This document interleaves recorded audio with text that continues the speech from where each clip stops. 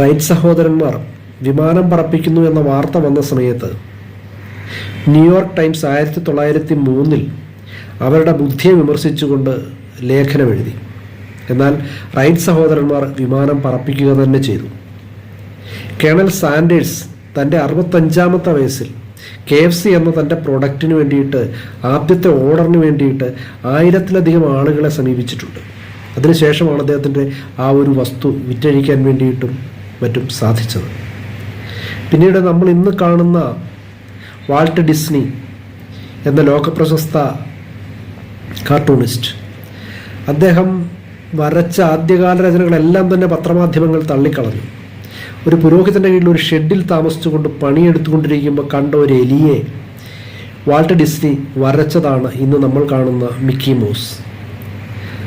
ഇന്ന് നാം കാണുന്ന പല പ്രശസ്തരുടെയും പ്രശസ്തമായ വലിയ സ്ഥാപനങ്ങളുടെയും പ്രശസ്തിയുടെയും വികാസത്തിൻ്റെയും പിന്നിൽ കഷ്ടപ്പാടിൻ്റെയും തള്ളിക്കളയലിൻ്റെയും വിമർശനത്തിൻ്റെയും വലിയ കൂരമ്പുകളുടെ ഒരു തുടക്കം ഉണ്ടായിരുന്നു. പക്ഷേ അതിൽ നിന്നും അവരൊക്കെ പറന്നുയർന്ന് വലിയ വിജയങ്ങൾ കരസ്ഥമാക്കി എന്ന് അവരെ പഠിച്ചാൽ നമുക്ക് മനസ്സിലാക്കാൻ വേണ്ടിയിട്ട് സാധിക്കും.